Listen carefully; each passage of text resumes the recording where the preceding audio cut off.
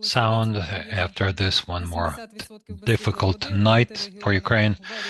In 70% of Kiev's area, there is no electricity or water, but it cannot stop us, cannot stop Ukraine or our work. We're happy to see the presentation of the draft report on the results of public consultations about this important document that is called Specificity of Implementation of the Concepts for the Reformed Local Self-Government and Territorial Organization of Power in Ukraine amid wartime challenges and Ukraine's preparation for EU membership. The developers call this document a worldview document that reflects how we're going to implement the reform in the nearest future in view of the two important contexts in which we're living today, and that's what the name of the document reflects. For it to be viable, the Ministry of Development of Communities and Territories had a series of public consultations last week in Odessa, Kharkiv, and Lviv that brought together about 600 representatives of local authorities and their associations from all over Ukraine.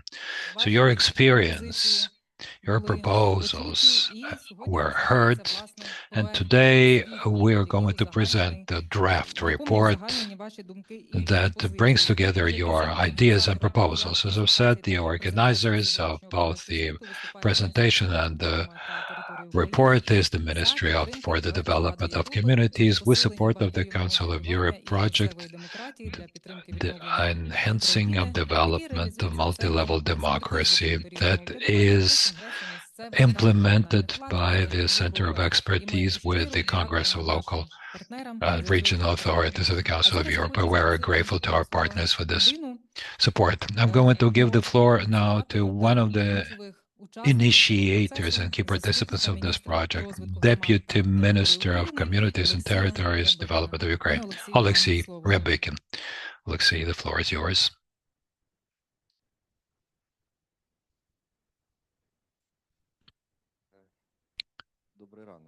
Good morning. Right, still morning. Thank you for calling me a human being that used to be one of the initiators of this project. Yes, we live in the time of huge transformation. Some of you may remember that we have had many activities and events in this room, although it was called differently. It is not called that way, thank God. And also thank God that this place has been revitalized very seriously. And now it is very comfortable to be here, and because the previous place was kind of a tsarist looking, and it was called differently also. I like it that our communication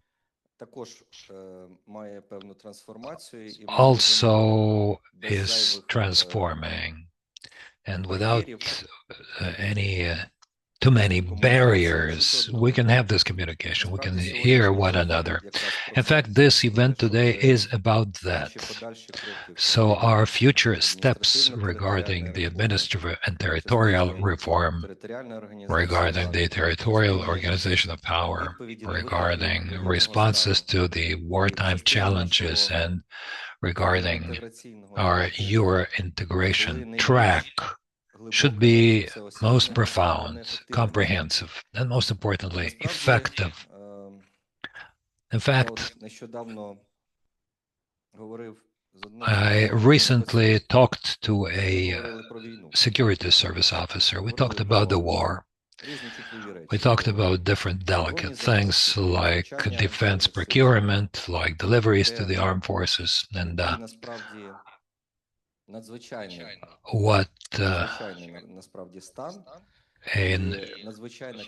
how urgent the state is, how important the state is and how important is the support we get from other countries. History has not yet known a situation where such a powerful coalition of countries and people have supported a certain country in its fight for independence, for a possibility to choose its future, for itself, for a possibility to be a subject. Never in history we have seen things like that. Never have we seen when so many countries every day would not only think about the country and support it with words, but with specific actions, specific help. We live in a unique time. On the one hand, we all bear the traumas of the war. On the other hand, we are all participants of this great history. It's not only the history of this country, it's the history of all the civilized democratic world. It's the history about cohesion, about support we provide to one another. It's history and the stories when old and not very movable systems are becoming more flexible, more adaptable. It's the situation where the state not only responds to the challenges of the war, but it is restoring itself, and people get adapted. I'm happy to see in this room today representatives of communities, public authorities, central executive agencies. I'm very glad that we have huge expert potential in this room today. I'm happy that today that we have had very important regional discussions in Odessa, Lviv, and Poltava. We're finalizing this activity today, which is supported by the Congress of Local and Regional Authorities of the Council of Europe, our systemic, long-time, and powerful partner. I would never be tired of thanking the Congress of the Council of Europe, and personally, Mr. Mori, Mr. Kus, Ms. Luciani, Mr. Popescu, and all that great team that is supporting our country and our ministry, because it is the Congress of Local and Regional Authorities of the Council of Europe is our permanent partner for the decentralization reform. The reform that has become the most successful reform in the past 10 years.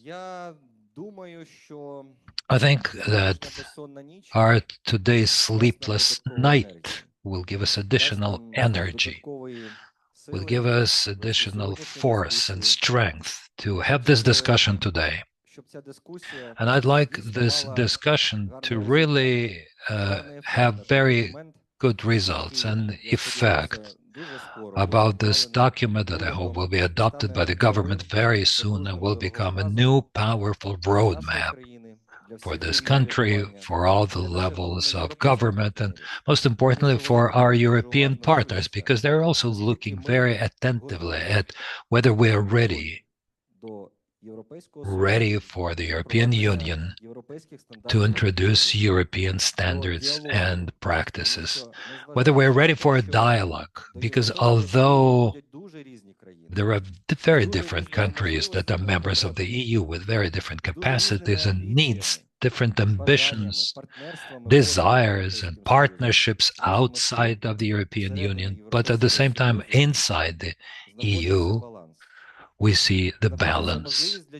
We see a possibility for a dialogue. Some people give in, others would give in. We have to learn how to do that.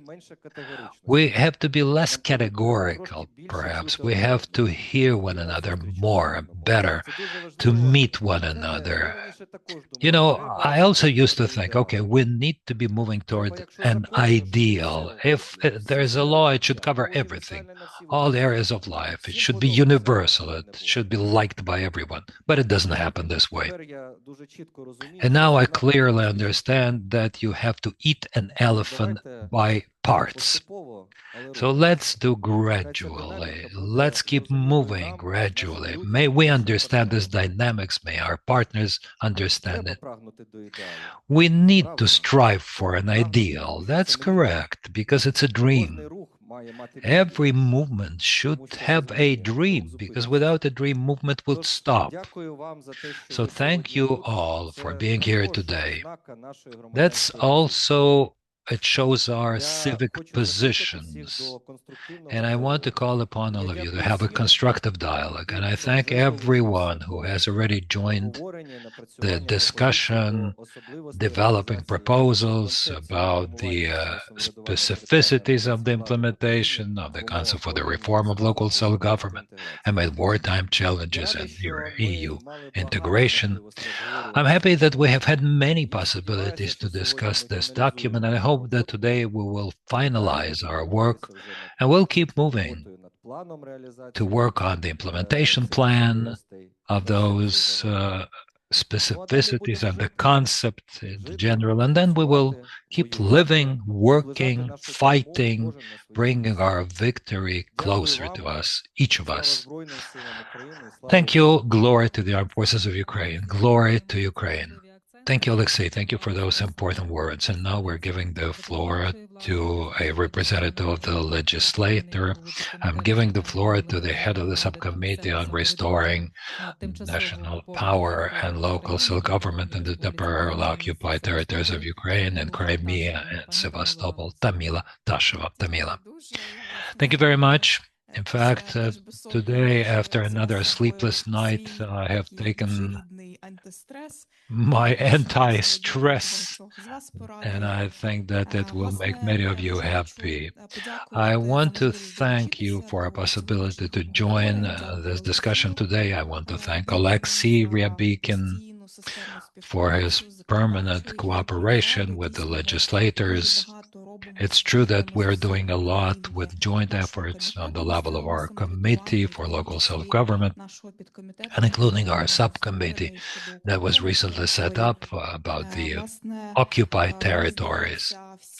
I think that everyone in this room understands very well how important the decentralization reform is, how successful it is. But definitely, we should not stop where with what we have achieved. And we see how even amid this huge war, this big war that is going on for almost 12 years, we're not stopping with the reforms that started back in 2014. But even today, we're adopting very important laws that are about the decentralization reform, the practices, cooperation with the communities, distribution of powers. A lot of work is taking place within different working groups at the ministerial level, and we as MPs clearly are engaged in that work too.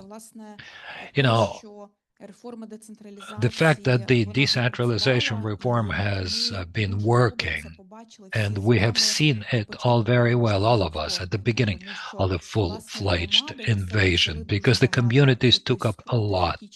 And that resistance that the communities showed and the possibilities that they had and what they used at the local level, it showed that resistance of ours, it showed that the decentralization reform was really a success. As the head of the subcommittee on the occupied territories, I cannot but remember the issue of reintegration of our occupied territories. When the reform started all over the country, 18% of the territory were not covered by the reform. But clearly, we understand that after we get back control of our territories, the decentralization reform should work as much as possible all over Ukraine. But even today, we don't, we should not be idle, but even today, we should be developing those mechanisms that will be important after we regain control of our territory. So once again, let's have a successful event today, and I very much hope that in the nearest time we will be able to adopt it at the level of the Ukrainian government, and we as MPs will definitely be ready to help develop the proper legislation that needs to be approved today, even along our road toward European integration. Thank you, Tamila. We also have some online participants with us, and it was very important if you show those people and you show your friend to all the online audience. We're very happy to welcome here Ms. Claudia Luciani, Director of the Congress of Local and Regional Authorities of the Council of Europe. Once again, I'd like to especially emphasize that the support of the Council of Europe and the Congress has been a very powerful support to our work. And this partnership gives us not only expertise, but makes us confident that we're moving in the right direction toward European standards and values. We're really very grateful to you for your solidarity. Ms. Luciani, the floor is yours. Thank you very much, and good morning to all of you. Although I understand your morning is troubled by what happened last night, and I just want to express all my solidarity for all the victims and, of course, all the families that are still, if I understand, without power after this dreadful night of attacks of both drones and missiles. So our heart and solidarity is, of course, with all of you, especially those who are in Kyiv. As you have said, dear colleagues that have preceded me just now, and I call you colleagues because I feel that we share so many different events that I feel indeed very close to the process, as you know. We are, I just want to say, with you all the way. We have been since even before the war. Why? Because decentralization is important, is a matter that is close to Council of Europe's values.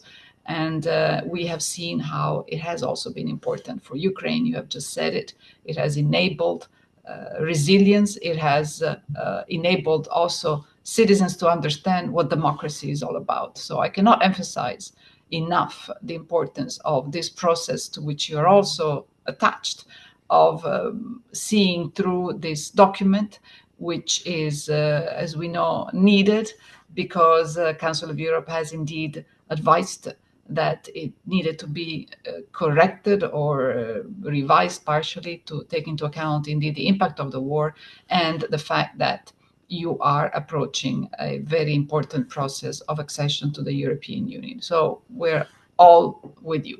Now, in our advice, of course, we had advised to conduct a very thorough and transparent consultations.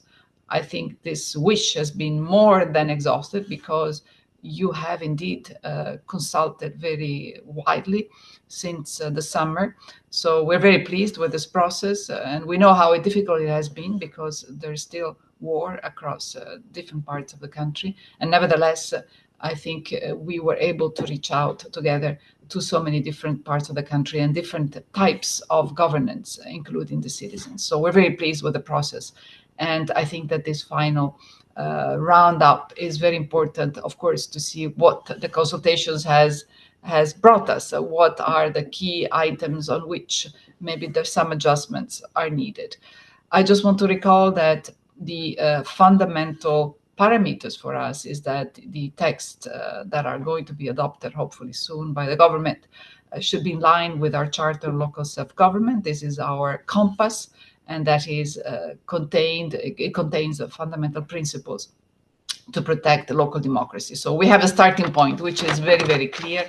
And of course, our experts, your experts, work on this basis. So all the inputs, I'm sure, will be welcome, and we will certainly help you again to make sense of those inputs and make sure they're ably inserted into the final document. Now, of course, the final document, I think I've said this before, is not the end.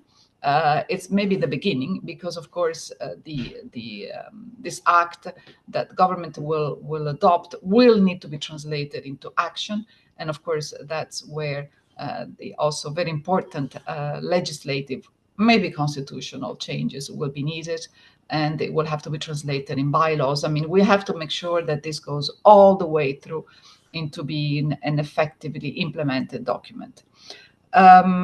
We're also, of course, very happy that other international partners are supporting Ukraine in this. We're very pleased because, of course, this is a big, big effort. And as Mr. Rebikin has said, we should never give up on the very high ambition and aim that must, of course, guide us, whilst understanding, I think you've said it very well, that compromise is necessary. But that very high aim is certainly with us as we accompany you. So we're really looking forward to seeing this end of this consultation process, and very eager to see the active part. So the putting into action of this new document. So with that, all my very sincere and heartfelt considerations for this still very troubled period. I must say this morning, with all the excitement there was for the ceasefire in the Middle East, I was thinking so much about Ukraine. And I hope that we will have that same excitement very soon, and so that the country and the citizens will recover some normal and hopefully more perspectful life ahead. Thank you very much. Пані Лучані, дякуємо вам і залишайтеся, будь ласка, з нами. Thank you, dear Luciani. Stay with us. So please, we are moving over to the key session. That's the presentation of the report of public consultations.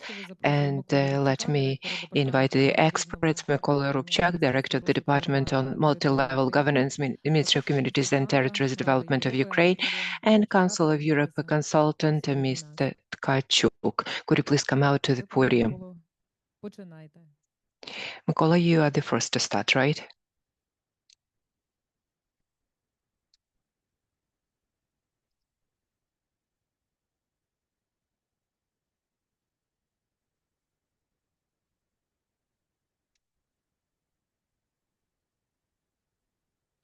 Вітаю, друзі, колеги. Good morning, dear friends and colleagues. As a recent good morning sounds weird. Anyway, happy to see you another day. We have conducted consultations, we've developed the document, and I would like to present the draft report. Why did I underscore the word draft? Because following this event, we are going to collect your ideas, comments, suggestions, and wishes as to the content, as to the specificities themselves, and are going to consider them.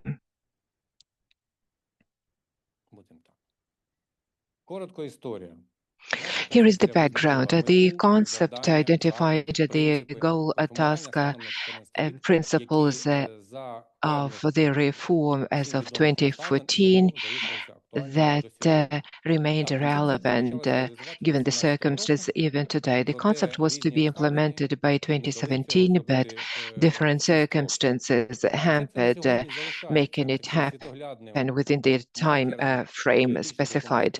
The concept remains the philosophy, the vision for the reform of local self-government and territorial organization of power in Ukraine, and we needed to persevere and follow this path.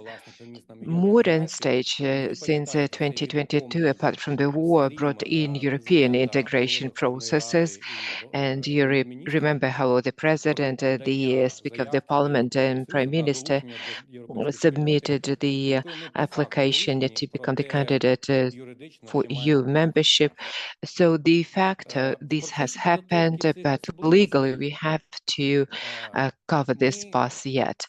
When drafting the specificities, we requested Council of Europe, the key European continent institution, to get engaged in drafting the document regarding specificities. We have engaged all associations. You received our letters with the request to submit your proposals and suggestions to the conceptual document. We had a different time frame, but anyways, starting January until May, we've collected all the suggestions and drafted the very text. It wasn't an easy thing due to the visionary nature and philosophic nature of the document, but hopefully it is easy to grasp what is it that we are pursuing and what we are trying to achieve. We had the preliminary consultations within so-called Strasbourg format to discuss the concept and the implementation stage. And The text of the document was also available on our website, and that's the text that was subject for large-scale discussions. As it was mentioned, we had regional discussions, and all of you were engaged in that.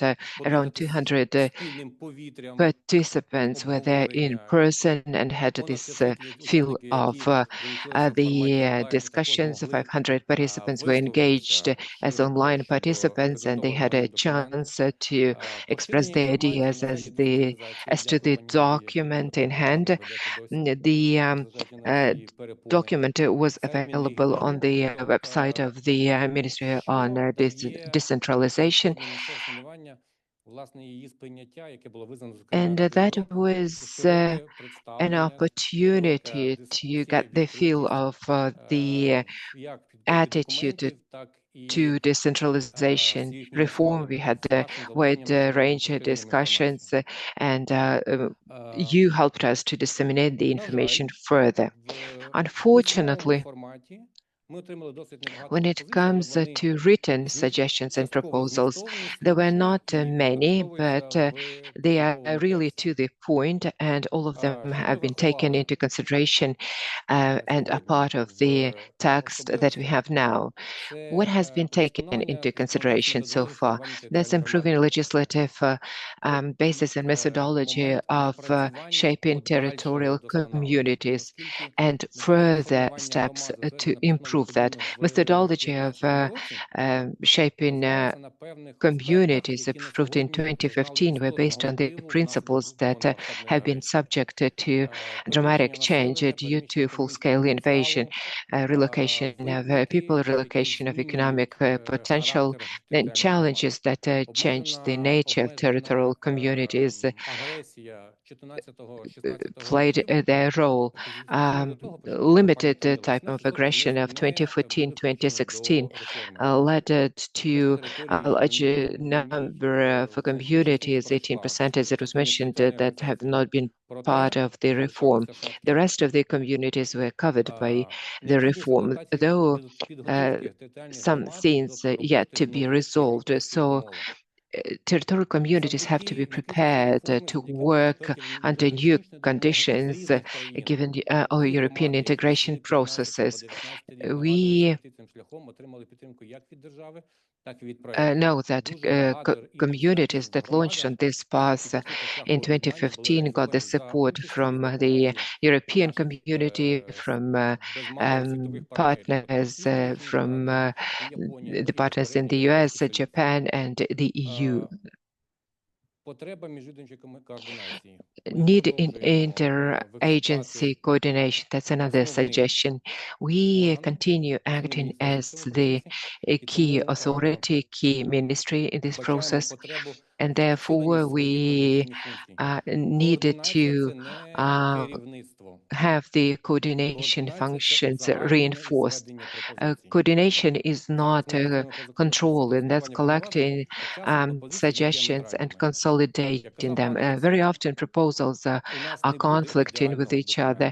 As Alexei was saying, we are not going to come up with an ideal document to please everybody, sorry to put it this way, but everybody will see their proposals reflected, and I think that's the document that could be accepted by everybody and implemented by everybody and all. The next one is to have the right to freely resolve any issues that is within their competences. That's a European right, and we need to take that into consideration. Funding, financial resources, that's a crucial element that was subject to heated debates. How, when, and we'll continue working on this issue, and we'll consider your proposals. That includes direct funding and financial support to the competences that have been delegated by the government, that by nature are the ones that should be implemented by the government, that were delegated to local authorities. We all want to make sure that the communities understand what their future is and what the future of their financial resources. Stability of legislation is important to this end. We are embarking on that path, and we wanted to have stability of budget terms and conditions at least during the year. Investment type of activities, loans, all of this is going to be included in the document to implement the concept. Another important thing is human resources staffing. At the discussions with the representatives of different authorities of public governance, special focus was on human resources. You know how big the shortages are. We have a need in high quality experts. You feel that yourselves. So we need experts, and I'm happy to see Victoria Koval in this room. Your institution is of practical importance for us. The law of the EU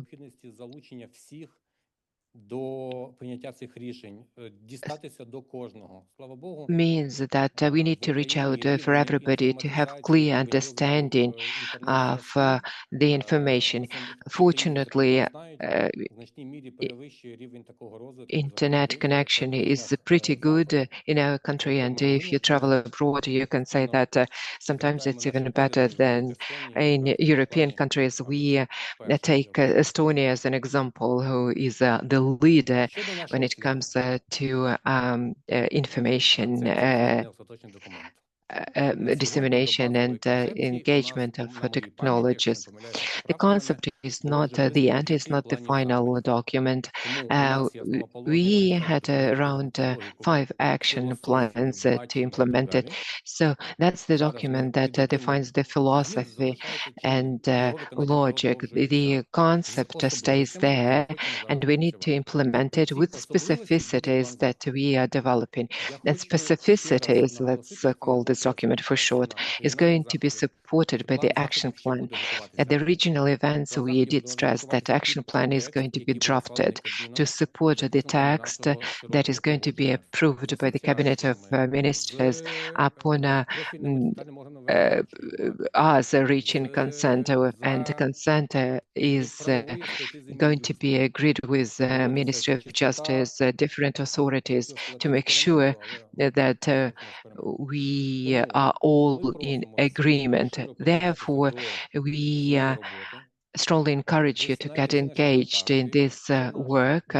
You have the contact details. That's the email of our department. You have my personal phone number,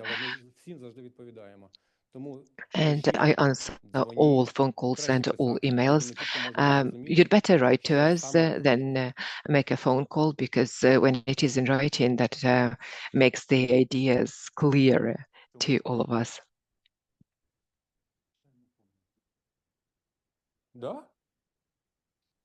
Пардон? Пропущена собачка. Да. Yeah, at is missing there. Apologies. So instead of the full point, you should have at there. Sorry for the mistake. Thanks a lot, Mykola.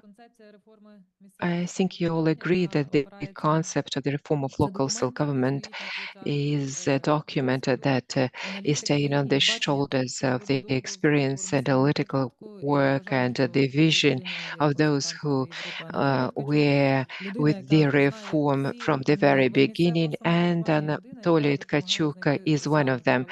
Anatoly is the person that knows ins and outs of the reform and always manages to find a balance between possibilities and ambitions. The floor is yours.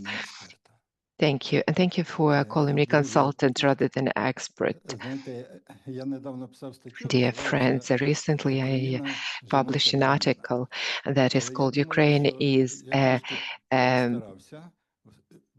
female country.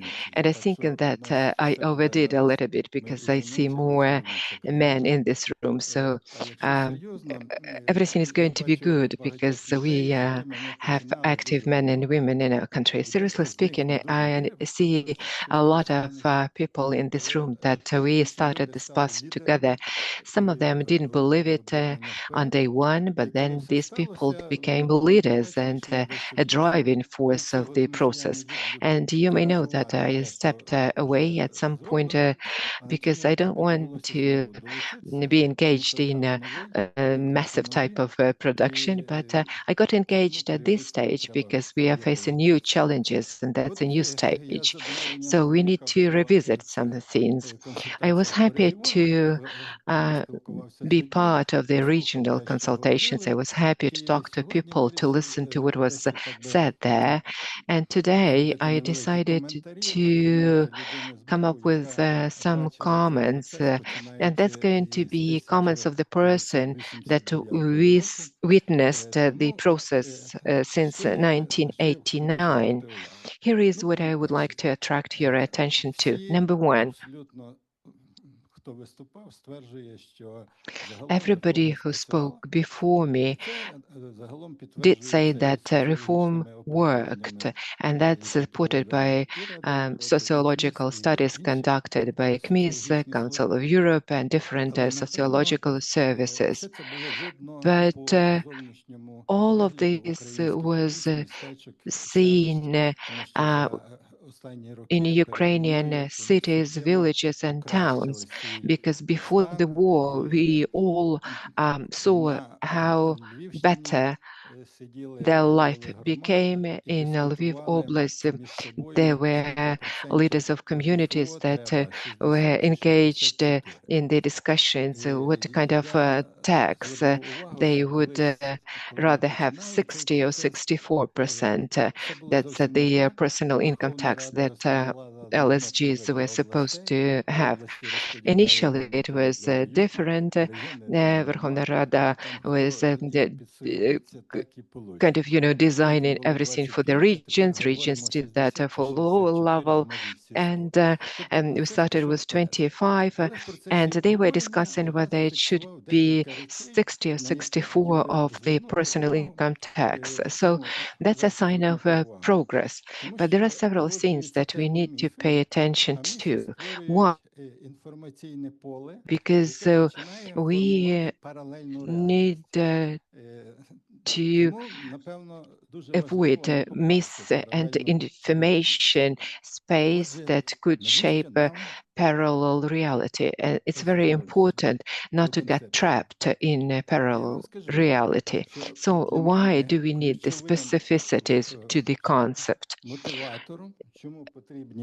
For me personally, the key element that necessitates this particular document is that in our country we see the prevailing opinion that reform is scaling down because of the war. It's going to be worse in the future, and we need a sign that reform is there, it's going to continue. And then the question is, what kind of a signal, what kind of a sign it should be? Now, there are different opinions. Somebody says that we need to develop a new concept to replace the old one. And that sort of, bewildered me, because I recalled the story of 1991 when Ukrainian independence was proclaimed, and there were people who said that declaration on national sovereignty should be revoked because it was completed. Then what should be the basis for independence? Similarly, we cannot revoke something that was the basis for successful reform. Then what kind of document we should have? It should be a new document that does not revoke the previous one, but establishes specificities for the work. And there is some complexity, because for midterm planning, we happen to be in the situation when we don't know what's going to happen tomorrow. We had this strike this night.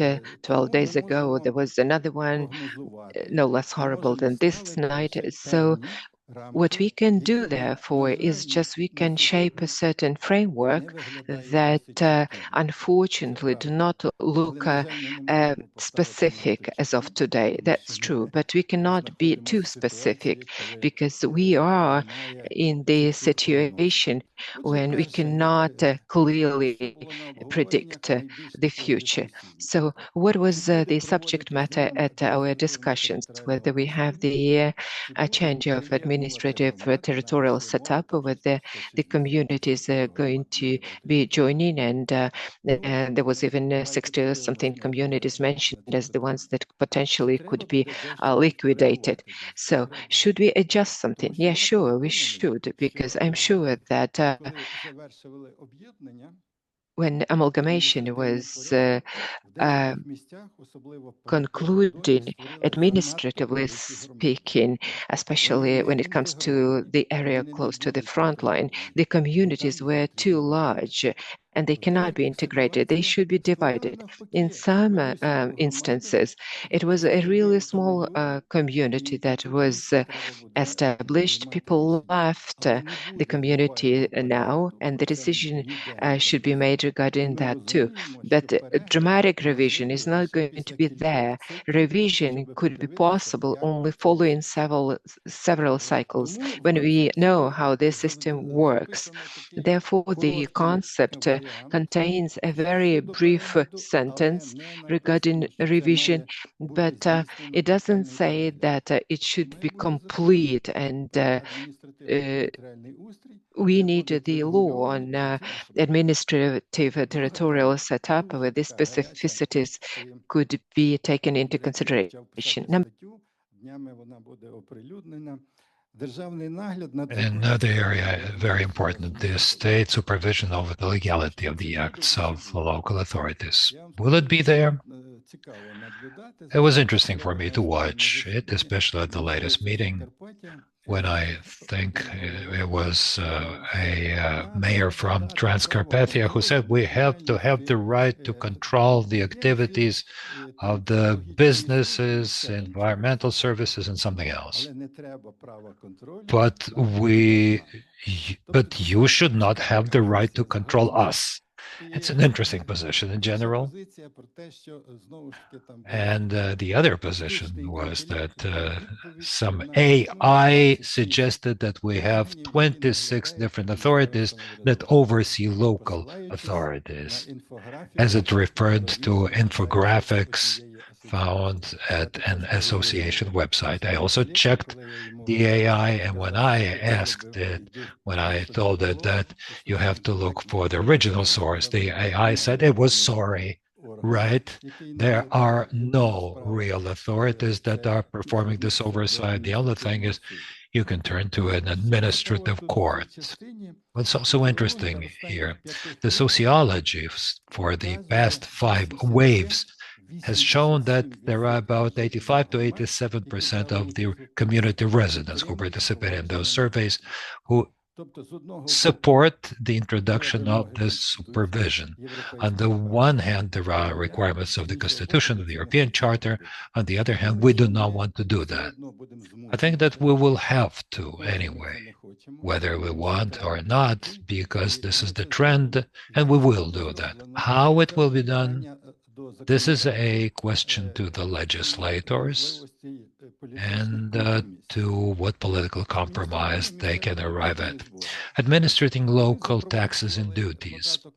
When the real estate tax was introduced, we had long discussions with the then deputy minister, who had graduated from Harvard, I think, when they devised those difficult schemes. And we told them that you cannot introduce too complicated schemes when there are all sorts of benefits for houses, for apartments, for veterans, or for retirees. You have to have a small rate, but everyone has to pay for the square meters, then all you have to do is digitization, and you don't have to have your own tax service.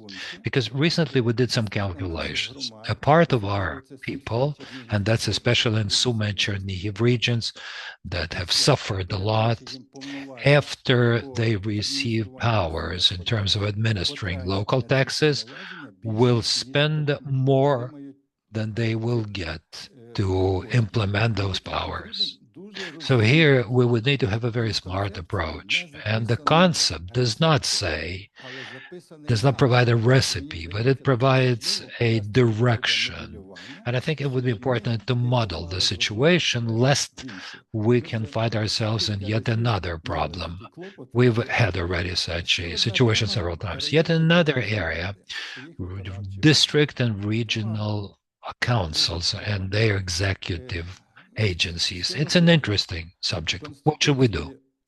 The Constitution does not have those executive bodies, and in fact, the regional councils, especially, they want to have such agencies, and even our European colleagues are saying that we need to change the Constitution. It's true, we need to change the Constitution if we want to show that we have some specialized and general competence executive authorities. But I'm sure that we can start gradually, and at the level of a law, a part of the powers that are with the councils today can be implemented by the units that will be set up under those councils. We have to work on that. I think it can be achieved, because hoping that the Constitution will be changed immediately, I think we cannot do that. Yet another area that was quite hot, that's elections to the local councils. Elections to the local councils. Unfortunately, that's a purely political issue, and it depends on the parliament. However, we can understand that there are two problems here. The first one is representation, where they say that in a community council, many territories are not represented, or in a regional council, many communities are not represented. And that's probably not so much the representation problem, but rather the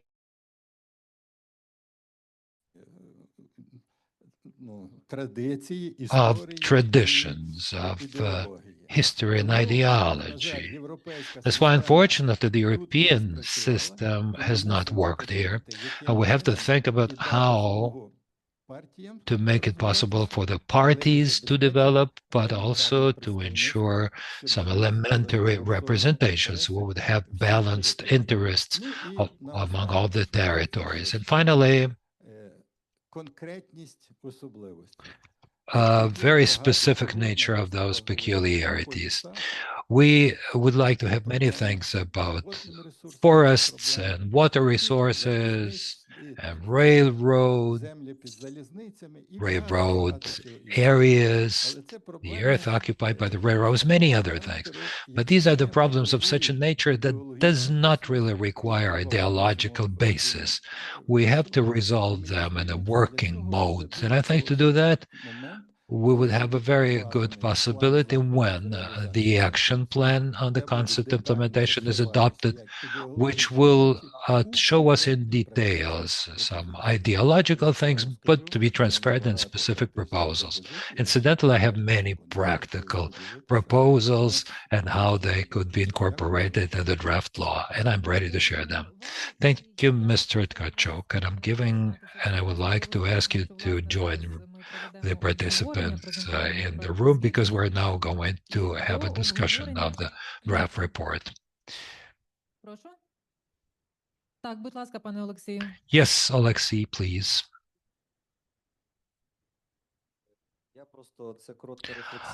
That's a very short comment, in fact, about amalgamation or breaking up.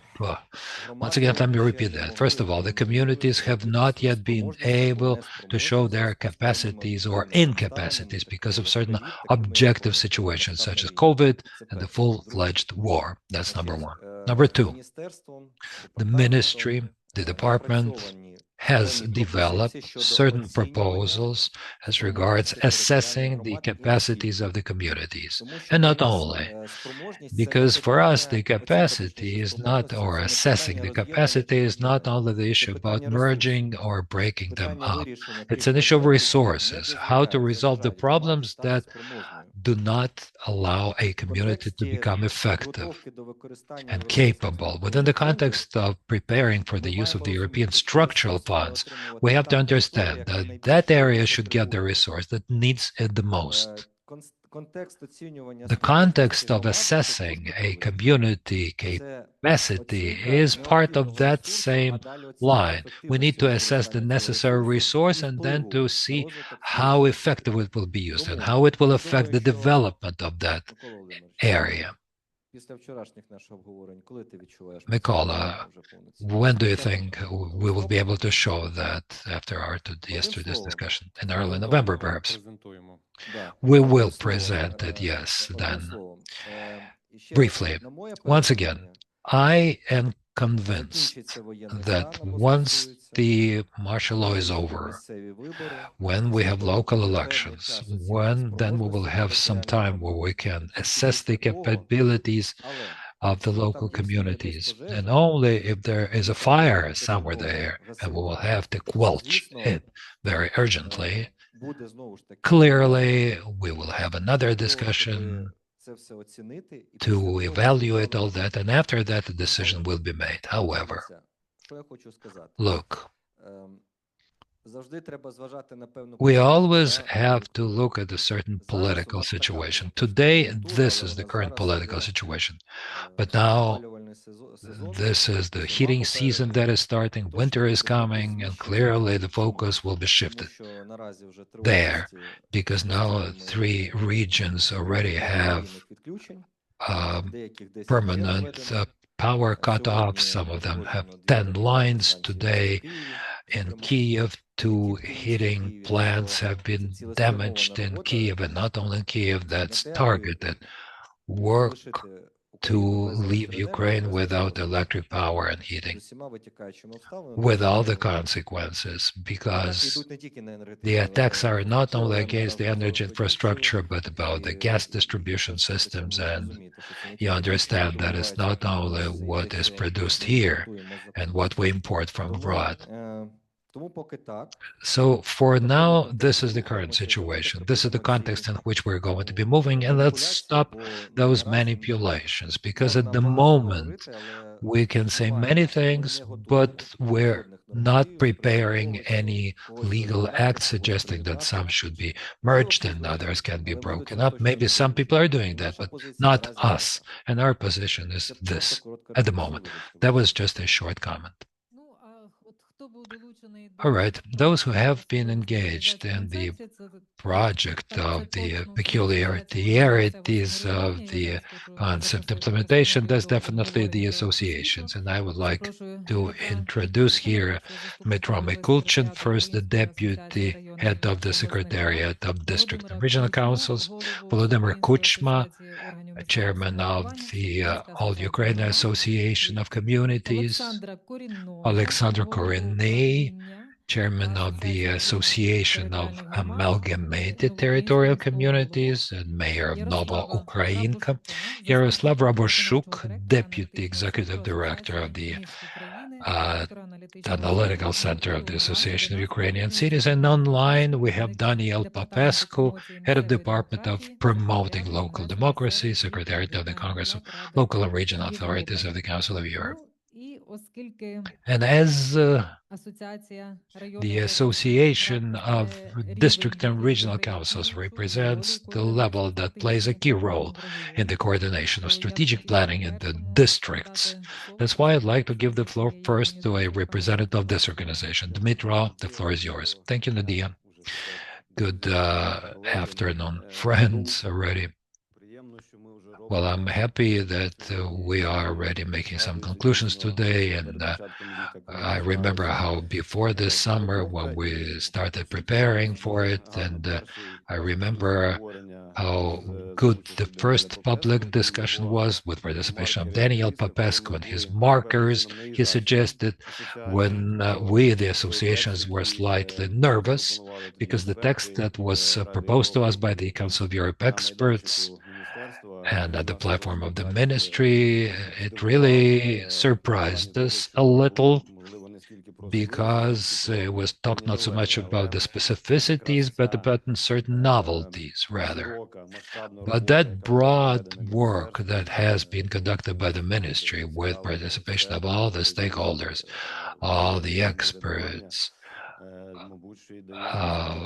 perhaps allows us today to quietly and with a lot of satisfaction to thank the Congress of the Council of Europe, the Ministry of Community and Territory Development, MPs, and all of our colleagues, because we're talking about the peculiarities, specificities.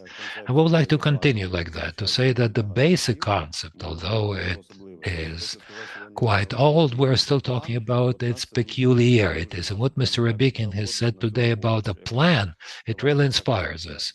Okay, let the specificities of this concept become a kind of a bridge, and the plan will show what our specific steps should be. And there, we will look both at the national level and the European level, we will look responsible in this process. And it's very good that, in fact, our concept is highly praised all the time. And the comments and the critical comments and the roadmap we get from the Congress of such a high level, in fact, gives us the accents to speak about the peculiarities or specificities. I really want to thank very much Mr. Tkachuk about for what you said about the executive agencies. We're talking about this in a quiet way now. It's not a trigger now. It's an objective reality. We have it in the concept. We have it in the Constitution in its present form. But we would also like to underline, I'm not going to speak about details, but together with our colleagues from the ministry, we have this permanent dialogue, and we say that those provisions that get slightly ahead of the constitutional order, they're still within the legal framework, but they are, well, in terms of joint interests, right? When we say that there should be common interests, I insist that they are there. It's a dogma, it's an axiom. That's what the local sub-regional and regional local self-government authorities are built on. And the process that is taking place at the ministry in terms of delineating powers gives us a very clear signal that we are finding those common interests in every area. And our association is working very fruitful in that. And those processes are part and parcel of one another. We're starting with the concept, but now delineating powers, is the focus. And we're now talking about the concept, but within the process of delineating the powers. We're saying that everything is all right. And the ministry has organized those processes very well and in a natural way. So that's everything I wanted to say about our accents. Yes, of course, we represent the communities, but this specificity of ours, and on the other hand, that's our peculiarity about those common interests. So I would like to ask everyone on behalf of the president of the association, of all our members, to support us and to look for those common issues in coordination for what the ministry is giving us, and we agree with that completely. We just want to move it into a real, let's say, area. Let's look not just for words, but for actions. And in this kind of a roadmap that we have formulated for ourselves, let's do it together, all of us. So we're open, and thank you for the other associate that you have paid quite a lot of attention to our association in this process. Thank you. Thank you to the Ukrainian Association of District Council and Regional Councils for a constructive position. As far as I remember, keep the community was one of the first ones established in Ukraine in 2015, and today Volodymyr Kuchma, its mayor, is the head of the All-Ukrainian Association of Communities. The floor goes to you. Thank you. Dear colleagues, first of all, thank you for the invitation of our representatives, of our association. It's a good tradition that we have of cooperation between the ministry and the local authorities, with participation of all the colleagues, all the associations. We're just working for one single cause: decentralization of the finalization of the decentralization reform. And today, the All-Ukrainian Association of Communities is grateful to the ministry, to everyone who has participated in this process, in developing what we have today. Mykola Rybchuk, our colleague, who said that soon we're going to have the action plan. So the movement is visible. Was it easy? Those processes and those discussions were not easy. Colleague Dmitro was correct. First, it was probably treated not very positively, but we all understood that in the final account, we all have one objective: to do it in such a way that the reform would end and that the communities would would have the resources that they should have. And I mean here that in the process of finalizing the decentralization reform, we also have to think about how resources are transferred. So what the communities have, they should have it in full. They should be able to manage it. With the example of my community, and I've been saying this for several years now, and here we have a colleague from Chernihiv region, Andriy Bogdan, also represents a community that has such a resource as forests. And it's a painful subject for communities that find themselves in those forested areas.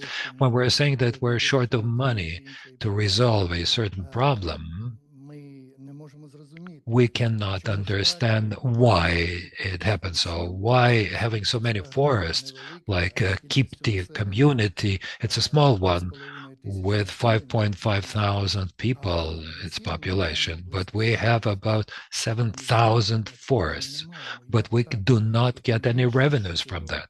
Why? Especially as we know that sometimes outside of the law, those forests are cut down. We're speaking about that at every level, but today we see resistance. And for the time being, this issue has not been resolved.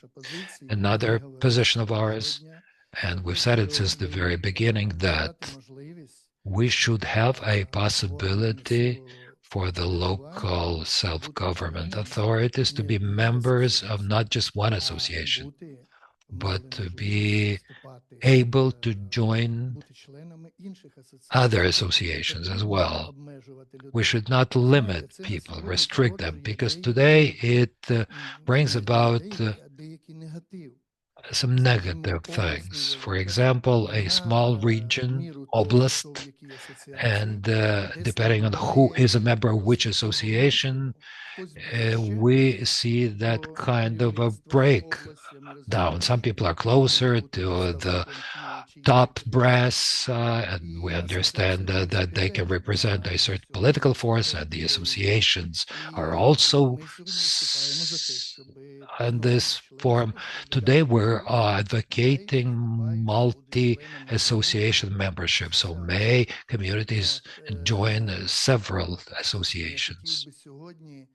Today, I'd like to say that the decentralization process is not stable. So it would be very straight with all those problems to be resolved. As life goes on in the community, changes take place all the time. We never knew we would have the war. And then it's a completely different conditions in which a community starts living. It starts changing the number of the population. That's what Mr. Tkachuk suggested. And some politicians today, when they say that we need to have to cut down the number of communities, to eliminate them. We don't know how capable they are. We do not have a law. We don't know, what if it were not for the war? Would it be a completely different community, a completely different path of development? So we should not hurry up with all those decisions. I think that our today's discussion, we will make this decision today, and we will still have the time we need to work together with other associations, with other regions, and to hear everybody. So at the end, we would have such a document that would really make at least the majority of the communities happy of Ukraine. Дякую, пане Володимире. Ну і так само про життя Thank you, місцевого самоврядування, Volodymyr. практики знає Олександр Корінний, голова Practical Всеукраїнської experience, that's асоціації what об'єднаних Mr. територіальних громад. Будь ласка, Koryenny вам is слово. going to share with head of the Association of Amalgamated Communities. Good morning, dear colleagues. Let me start by thanking all of you for engaging our association in this very important process. When everybody was questioning whether we should revisit this issue or not, we kept saying that the concept doesn't take into account two important things: martial law and European integration process. As of today, European integration is a very important issue, no less important than decentralization was in its time. And communities play an important role in that. Communities should understand how to establish partnership, how to work under new conditions, and we should have a uniform opinion, not just these patchy different opinions. We should have a uniform position. So I appreciate the support of our partners, Council of Europe. Thanks a lot for launching this dialogue. I keep saying one voice, but colleagues, let's be honest. Every association represents its level. All these rayons have their own issues. Small communities have their vision. So I would say that engaging associations would allow to have a concerted voice, and concerted position and concerted voice allows to single out positions in the course of dialogue. I liked what Alexei was saying, where we cannot demand everything we want. In the course of the dialogue, we need to find the balance, the golden middle that the government needs for the state to survive and win. That's the task number one. Other things could be discussed after our victory. I appreciate that part of the proposals that we've submitted have been taken into consideration. I have some questions regarding some things that were covered in the presentation. Some questions were answered. Here is the questions I would like to raise. It's very difficult for me to speak because on the one hand, I represent associations. On the other hand, I am a mayor, I am a practitioner, I have councillors, I have people, and I know that everything is important for them. The most important thing is that we started talking, we have members of the parliament that support us. That's about associations. One of the few associations that is supported by the law. Association for me is kind of a trade union organization, since we are united in the associations to protect our interests. One association has something good, other association have other advantages. Why communities should ask whether they can be united into some kind of associations if the community wants to cooperate with different associations. That's the right that it has. So I would appreciate if lawmakers would support us. Thanks a lot, Tamila, for reconfirming the unique role of unity of the country. I have video materials shared by my colleagues that the beginning of 2022, when there were no law enforcement agencies in the community, but leaders and mayors stayed and self-governance showed its viability. So we should become partners. We should reinforce local self-government, and local self-government should be vested with the functions that is sure to perform. And preserving people that stay in Ukraine is our priority. That's our resource. That's our human resources.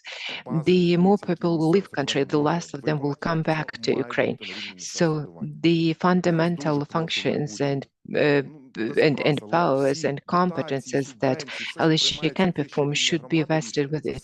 All these grants, support, and all these subventions, all of this is done manually. In some regions, well, we see very good hospitals and all of this, but in some communities, everything stays on the level of oblast. It shouldn't be the case. How we can plan our work when we don't know what's going to happen tomorrow? And it's not only because of the war. There are cockroaches sitting next to delicious things, and you can get rid of the cockroaches when you turn the light on, and they will disappear. So transparency is the key to everything. Thanks a lot for turning the light on, and thanks a lot for engaging us. As to the work of associations, that's what I wanted to bring up. Cooperation of associations, well, it could be done through the Congress. We are ready to cooperate to work on the most important things, let's say budget. Whether that's going to work or not, but every community should have the right of choice, elections. Anatoly said, well, you know, we don't have stable traditions.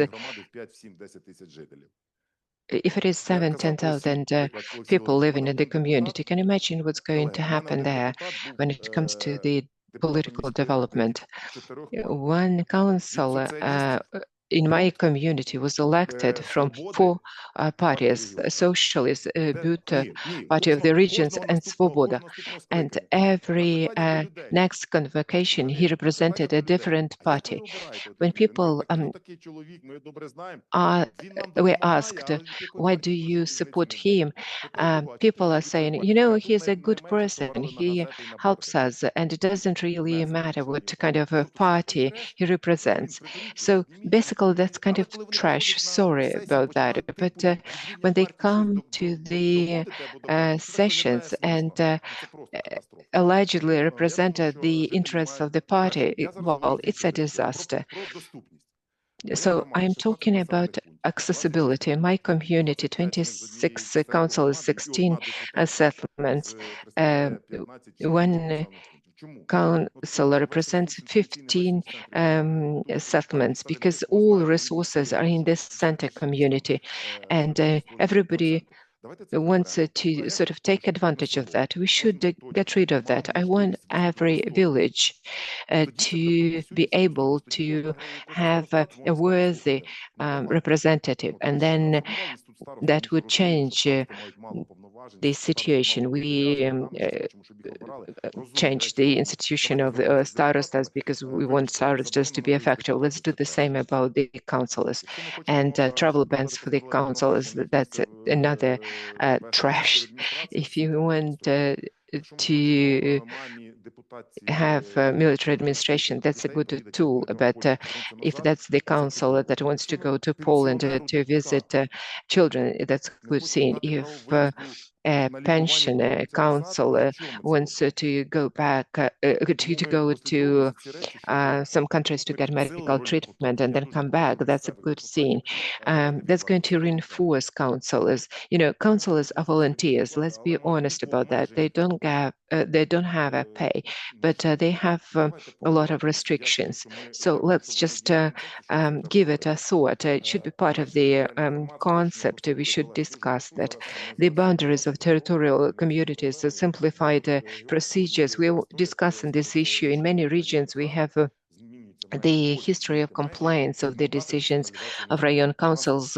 The boundaries are attempted to be changed, and there is an attempt to reverse decentralization. There are some kind of centralized processes, including financial processes, as seen by some people. So 60 or 64%, that's what is discussed as the physical income tax. Why not 30? Would you like to reinforce communities? Would you like communities to have more resources, or would you like communities to be turned into the Department of Military Administrations? We should discuss that. Thanks for bringing up the issue that's consolidation of the communities. We might call it a reform, but people talk about consolidation that is allegedly to be planned.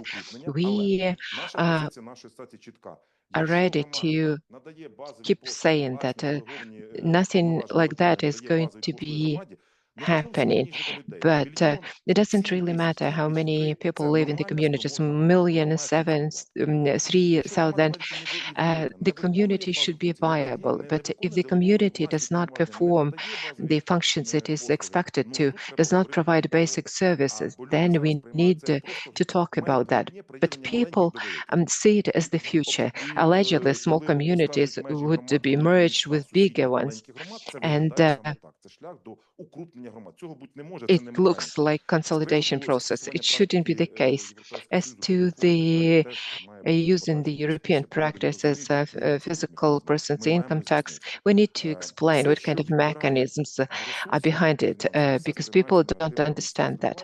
Because if money is taken from the communities, it is taken negatively, and it is seen as an attempt to centralize the processes. And sometimes it's not what we want to see. So we want to support the specificities of the concept implementation. We value highly the possibilities for cooperation, as we see, but what we want to do is all these important issues, important for us, for local self-government, for our association, to be transparently discussed, and discussion is the key to that. And jointly with the Council of Europe and consultants will find a compromise, and this will make our communities stronger, viable, and there's going to be success for us and central authorities. In my community, people do not understand who should cover the privileged tariffs that they enjoy for public transport. They don't understand that this law is not made by us. People wanted to travel free of charge if that's war veterans. People don't understand a lot of other scenes, intricacies, let's say, why the hospital next door has this and we don't. Only when we have a shared position will be stronger. When we see positive developments in the community, people will be grateful to me, to the president, and to others. And the partnership is the key to our success. Thank you. Thank you to the Association of Amalgamated Communities. We have a representative of the Association of Ukrainian Cities, Yaroslav Rabushuk. I'm limited time-wise. No, you're not. Okay. Thank you. A lot has been said, lots of issues have been outlined, and we expect that all these issues are going to be reflected in the final text of the document that is going to be submitted by the ministry to be approved by the government. The concept of 2014 was supposed to be completed in 2017, indeed, and part of the tasks have been implemented, and we have been reporting about that, and we are proud of a lot of accomplishments. Some of the things have not been implemented. There is a kind of a dogmatic approach that the document cannot be changed. We had the concept of local self-government development in 2020 approved by KINAH, and then Association of Ukrainian Cities promoted the law on associations, and we adopted this law. We have the concept of local self-government reform of 2009 adopted by Tymoshenko's government. We drew conclusions, we conducted analysis, what we managed to implement, what was not implemented, and it led to the concept of the 2014. It seems to me that we need to draw conclusions, what has been done, what has not, and what are the issues that cropped up, what should stay in the concept, what is to be changed. And that's the task for the future. Let me note a couple of things. Thanks to the concept of 2014, we managed to implement budget decentralization. We expanded the set of taxes. We let the amount to be established by the communities. But we see some kind of a setback. We see the amendments made to the budget code, and part of the process at the local level go to the central budget. That's small money, but that's a precedent, and it shouldn't be done. Local taxes shouldn't go to the central public budget. We remember last year when a single agricultural tax was to go to the central budget. We have the strategy of revenue of the Ministry of Finance that provides for significant reduction of the types of economic activity of SMEs. That means that the profits from local taxes would drop. All these challenges should be reflected in the document we are discussing. We need to understand how to respond to these challenges. Decentralization of the land. Territorial communities were successful because the land plots were given into communal ownership, and we see a setback there. Last year we saw the amendments made, and this land went back into state ownership. The same about the woodland. For the fourth year in a row, State Office for Woodland Management is trying to take away the right to use woodland from territorial communities and give it to central authorities. As to the changes of territorial setup, well, I understand this idea was given up until we have a martial law, until we see these flows of the people moving back and forth. Territorial structure is not going to be changed. Thanks a lot for taking our idea into consideration. Supervision and parallel reality and myths. It seems to me that all mayors understand that myth about lack of supervision is a real myth, and everybody felt that, especially when it comes to the woodland resources, when police is trying to find the guilty one. Unless we find the guilty one, then the mayor is fined. Well, should we keep silent about that? No, it should be also reflected in the concept of specificities, rather. I do understand that this could seem to be details and minor things that cannot be reflected in the concept because it's not this type of a document, but we should talk about that. As to financial resources to be divided, we do take it as limiting our financial capacity. Ministry suggests that the state tax process should support the delegated competences. We agreed that competences should be delineated, then it should be assessed money-wise, and then we should decide which process should support the delegated ones and what resources should support others. Thank you for your attention.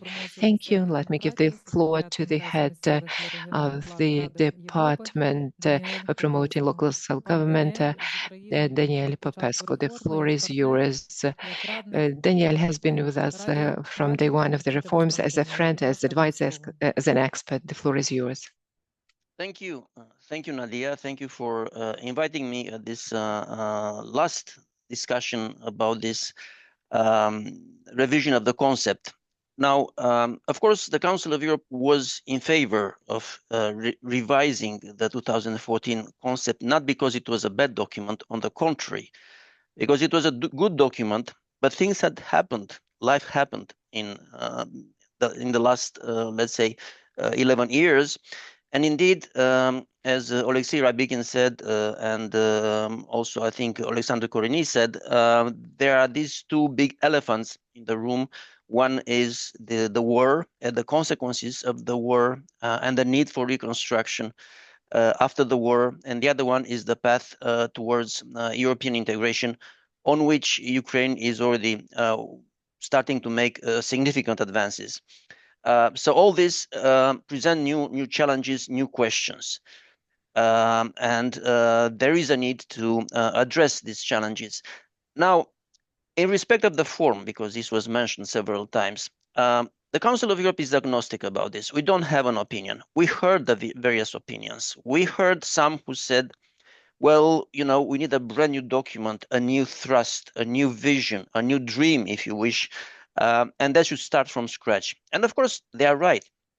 The others said, well, you know, it's dangerous and difficult. It's difficult to have, in a short time, a completely new vision, a completely new document.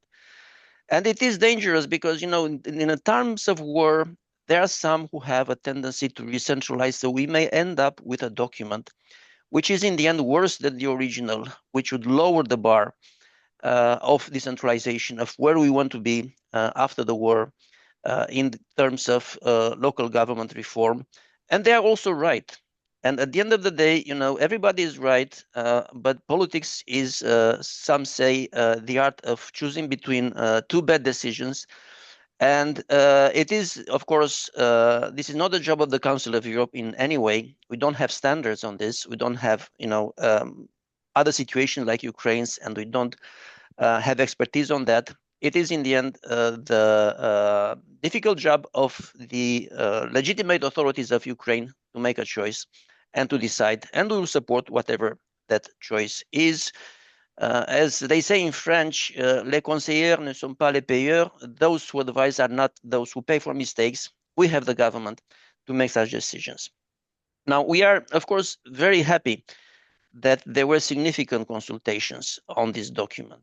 And of course, we supported the organization because there are actually 3 different paragraphs in the European Charter about the need to consult.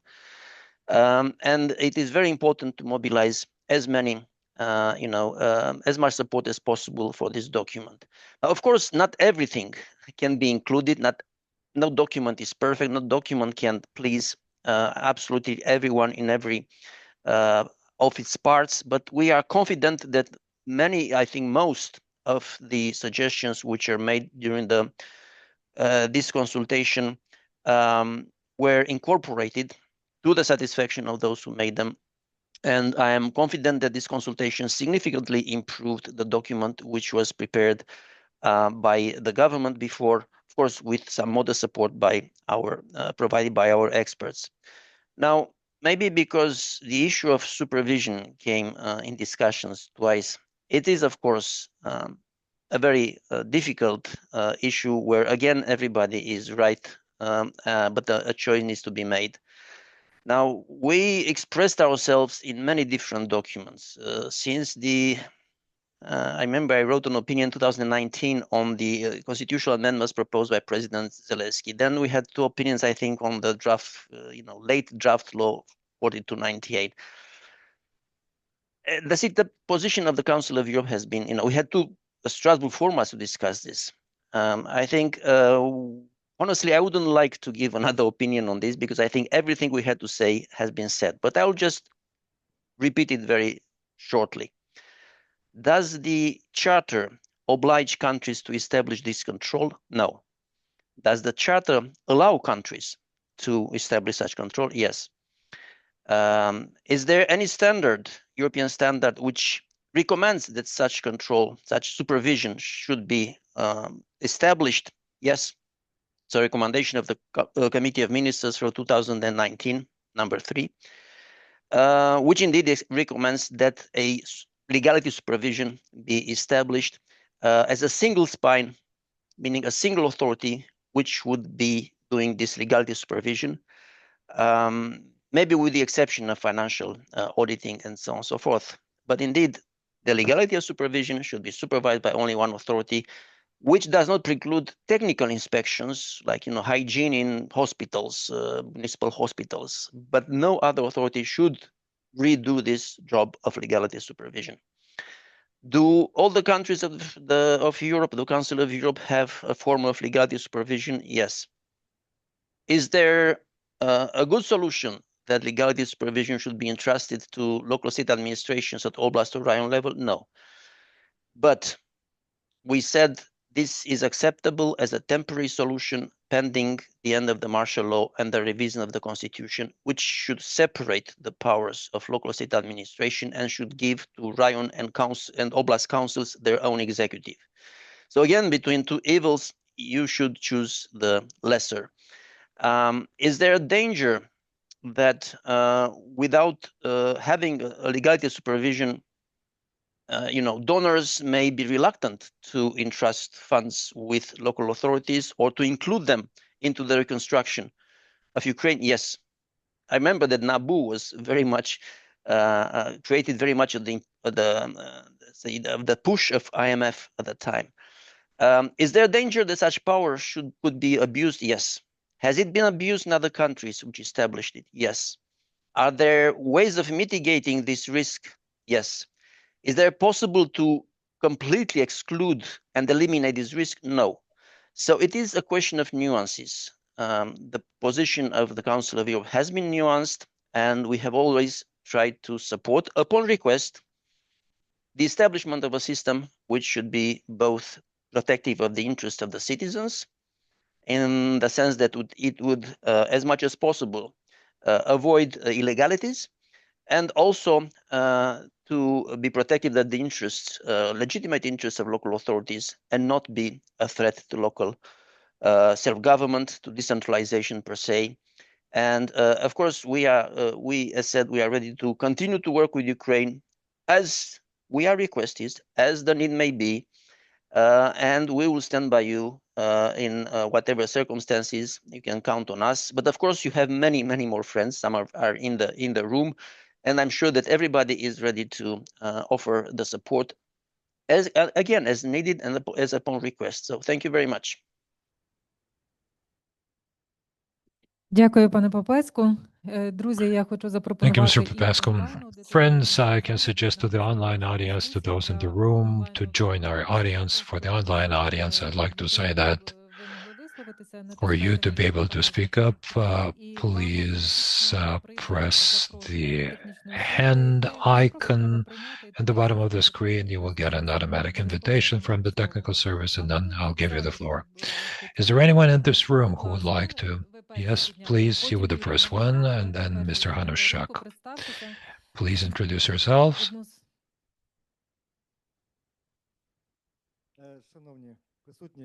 Dear friends, Pilopila Sumy, Oblast Yuri Zarkov, city mayor.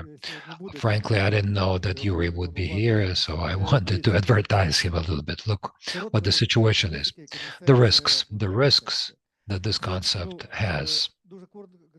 That's very briefly. That's too many powers, especially during martial law. Centralization of powers. No, sorry. Centralization of powers during martial law.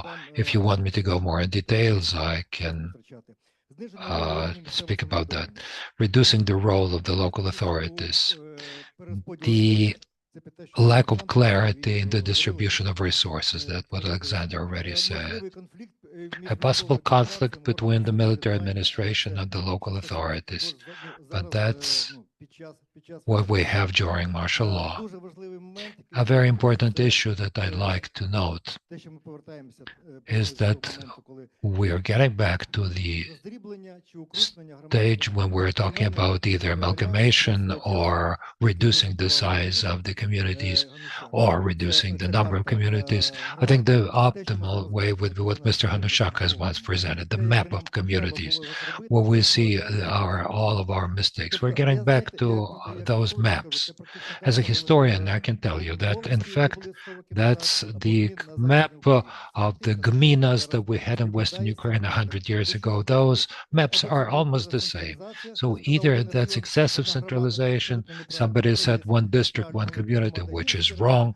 Maybe there can be small communities in the mountains, but it would be wrong in central Ukraine.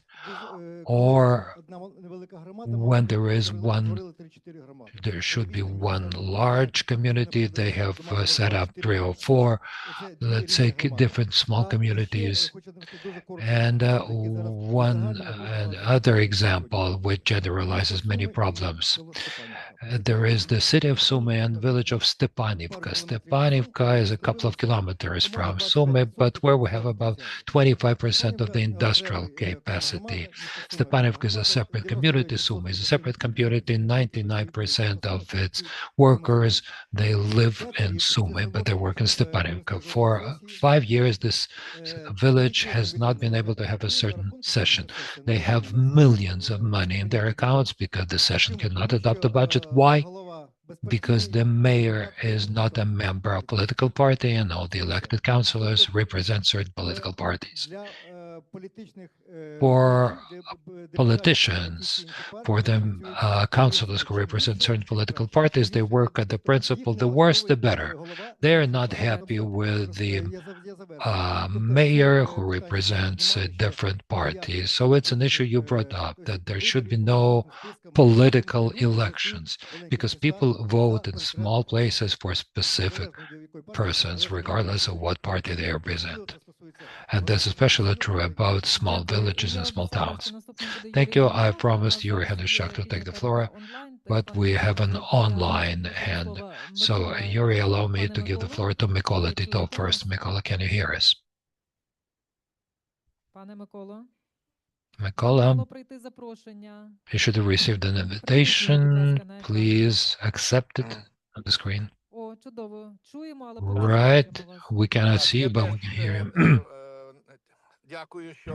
Yes, I also want to thank you for inviting me. I'm more of an optimist than the previous speaker regarding the document that we're discussing here today, because the subject is prospective. The concept is just a vision for the future with account of the peculiarities, and I'm grateful to, first of all, to Alexei Ryabikin, to his team, and the minister's team for making this process transparent. We are now certain that the experts have gathered in different parts of Ukraine have had a detailed discussion of it, and this final discussion, or rather the presentation that we have today, is also the evidence of the desire of the ministry to ensure access to everyone, to hear everyone, to understand the positions, and to prepare the necessary activities. Several brief comments. Supervision, legality supervision. Let me remind you, incidentally, I'm the executive director of the Association of Local Authorities of Kharkiv region. Since 2011, it was established in 2007. I've been its executive director since 2011, but I've been working with local authorities since 1990. I can't compare the situation we had then, what we have today, and what we're planning. And this gives me some certainty that everything will be all right. As regards participation in different associations, our regional association brings together 97% of all the town, village councils and the regional council. We're all part of one team on the local level, but it does not forbid forbid other associations to participate in our work. So I don't think there's any big problem here, because versatility is one of the factors to make sure that every community would take on board the experience of other communities, neighboring communities. As regards the executive authorities, in the Kharkiv Regional Council, and I've been a member of it, a councillor for 3 times, and its deputy chairman, back in 2006, we established within the staff of the regional council a department that deals with managing common assets. And look, for so many years, we've been managing that successfully. We don't have any competition with the regional state administration. They have a lot of work themselves, and we are performing this very important function of managing common assets, and quite effectively. And as regards the finals, the concept is really the basis, but the action plan is a very specific program of our actions. So I support everyone, including Dmitro, that we have to cooperate. We will keep providing our vision to specific actions. Once again, I'd like to thank Alexei Rebikin for making sure that this discussion has been democratic and transparent with our participation in this work. Thank you, Mikola. Now the floor goes to Miroslav Volk. Well, before me, there was another gentleman who wanted to speak. Right, I thought that you just took the microphone away from him. Yes, Miroslav? Sorry. I have promised it to Mr. Handushak. Mr. Handushak, the floor goes to you. All right. Here it was mentioned that we have had many concepts. Please raise your hand, those who know about those previous concepts. You know something about it, right? Not much. Well, 2009, you don't know that, right? No, I'm speaking about 2009. It was never published. At the latest function, Yulia Volodymyryevna was afraid of it because decentralization was such a beast when everything would go away to different directions. What makes this current process special? This process of today, unlike the process 2014 and all the others, it is about maximum engagement of all the stakeholders, everyone the concept affects. The only thing I can say here, the concept affects also the territorial organization of executive power. And basically, the discussions about that, we have never had it because, well, heads of state administrations are basically military people. They do not discuss it. And they don't have associations, but the concept affects them as well. So the fact that they have not been engaged in full, well, that's because their activity is often punished. So I'm sorry, but the ones who did not want to participate in those discussions, well, let them blame themselves. Because I have seen bright eyes of the people from the towns and villages who said, finally, we've been heard. It does not mean that everything will be like we want it to be, but at least they have seen their positions. They have seen it right here. The ministry goes this way, we would like to go that way, but the ministry has explained why we cannot do it this way now. Believe me, as an expert, I would be happy to write down many of the things I would like to have. I would write down, for example, that the conditions under which there would be local taxes and duties that can be appointed as the local taxes, what kind of conditions can be for the national taxes and duties, and how they can be included into the balancing system, because the revenue tax should not be there. We've seen that, and the local councillors suffer because of that. There are many things that I would like to do, but the concept is such a kind of a direction. It's a vector of our movement. And an action plan is much more specific. And when a political decision is made, and when the concept is adopted, in that case, the action plan, it goes within that concept, within this framework. We cannot go back. That's why we have to decide now whether we need a formalized, a civilized supervision, legality supervision. If we do, then we have received a political mandate to say that we would later understand that we do need it. Because after that, everyone who wants to work by organizing nightmares, those people would then be shown the law, and they will see that we have just one authority that performs the legality supervision. Turn to it, and they have violated the law, and it's with our act that it would be established. Then it's a process that complies with what we call formalized relations between the government and local self-government. Believe me that there are many enemies of this concept. At the ministries, lots of them. Many people from ministries are saying we don't understand how we can influence and how we can form our policy if this is funded by the local budget. And they're tell me, look Article 19 of the Constitution, look it up and tell me what they want rather than give me direct orders, because we're responsible for what is happening at the local level, and these powers are decentralized. That's why there are many enemies, many opponents, let's say. And what we want to do, we want to approve this movement, to establish it in creating a different form of public authority that is called local self-government, is not an easy project. In other countries, they have taken decades to arrive there.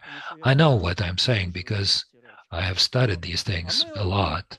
But we here, sometimes we want to either perform our political tasks and implement their political ambitions, and that's why we propose a whole number of the things that cannot happen as a matter of principle, because that's what Mr. Rubchak said, that there is a proposal, for example, that are completely the opposite. So believe me, all the things that have been said here today by one of the associations, that's fear trading. I know what it is. In 2014, when fiscal decentralization was adopted, like in 2001, people would come up to me, would tell me that's nonsense, that will be fooled, they will never give us the money. But here's what the document says. No, in any case, we would be duped.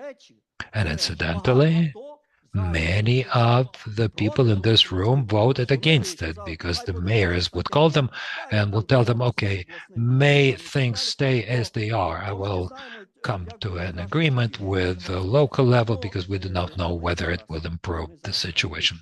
So we now have, as they say, a bifurcation point. We either continue the reform or we roll down to neo-feudalism. We play political games or we are working to develop the local self-government. A whole number of proposals, including the financial plan, although it's quite simple. Everyone who knows the budget code, you know that it's a nonsense, like combining financing from different sources. Everything that is there in the common fund should be funded regardless of what the sources are. But in the concept, that position that it should not depend on the sources, I think we should put it in. At least so there should never be any manipulation base. And perhaps, although this is my position, I have never written it down, but orally, perhaps the multiple membership in the associations, perhaps it would also be somehow foreseen in this concept. We have heard Mr. Hanushak, Council of Europe consultant. The floor is to you. Thank you very much. Good morning. Sorry, good afternoon. I'm Miroslav Vovk. I'm the Polaris Program Political Coordinator. Thank you very much for organizing this process, for the fact that the process was very representative, went with several stages, and for the idea. Because the main idea here is to really to say that the decentralization is not over, it should not become secondary, and that we should add those two aspects, the war and Euro integration. We at the Polaris program, we have prepared all of our proposals. We've sent them to the ministries. There are some specific things. The only thing I want to say is that we should not forget within the context of separating powers that are moving toward the European Union. And many of our proposals that we hope will be reflected in this document will be there. Thank you. Thank you. And here at the end, lady, Пані була першою. you were the first. Ні, ззаді, потім...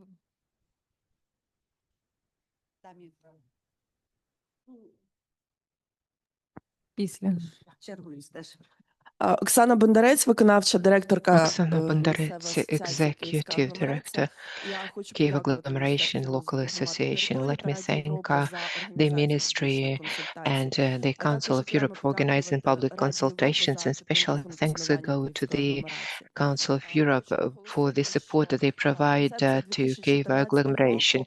The concept of 2014 was a good start for decentralization reform, and a lot of tasks set out there have been performed.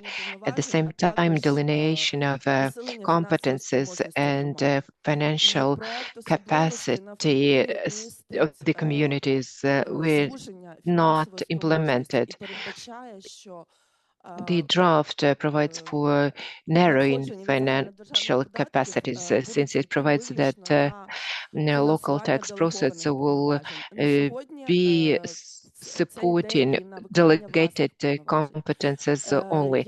At the moment, that's LSG's their own competences that are supported by that. I support the idea that 2014 concept should not be revoked, because that's a fundamental document.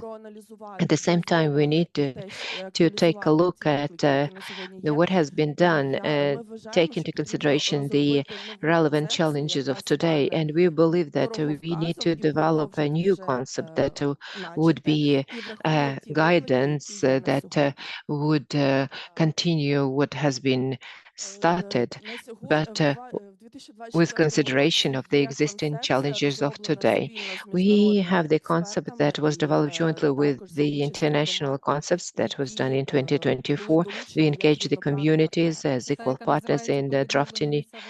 That's on the reconstruction or resuming LSGs. Yes, that's the one. The specificities for concept and implementation, the issue of agglomeration has not been sufficiently covered. The example of Kyiv agglomeration shows how joint efforts of communities strengthen the capacity of each community. Kyiv agglomeration communities supported each other at the beginning of the war. They provided humanitarian assistance, supported or escorted the evacuation. Kyiv allocated 410 billion hryvnia as assistance for the communities. Could you please talk about the report, Oksana? I believe that it is important that the issue of agglomerations and the activities of agglomeration should be covered by the final text of the document, and it should contain a clear regulation regarding the status of agglomeration. Anatoly? Alexei?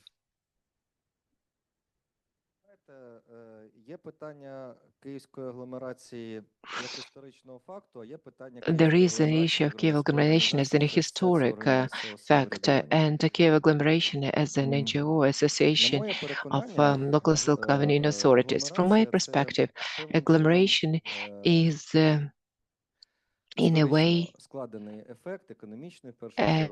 historically shaped scene, because a big center attracts people, it attracts businesses, and that's a usual thing. But Kiev agglomeration or any other agglomeration means that agglomeration should share its resources with the other states, because the person left, for instance, agglomeration to a remoter place, and what are the advantages of being with the agglomeration? Probably the person took away their salary with it. If representatives of agglomerations would say that physical income tax should be paid in the place of the residence of the person, then I would take it that agglomerations perform their functions, and that means equalizing the possibilities. That's about eliminating disparities. Then smaller communities would get additional resources. They would create a better infrastructure, provide better utility services, etc. Let's be more specific rather than politically minded. I am tired of politics. Let's agree on something and start doing it. And my request to you is just stop thanking the ministry and myself. We just do our job. I should be thankful to Anatoly Fedorovich, Anatoly Hanushak, Vera Kozin, Mr. Sharshov, who were so actively engaged in this process, and there were a lot more people. They should get all these thanks because they were at the outset of it, and they laid out the basics of what we are doing now. Let's not thank each other. Let's join our efforts and do something. We start talking about legality supervision, and again we start talking about individual role, where and how. So where is the evil to all of this?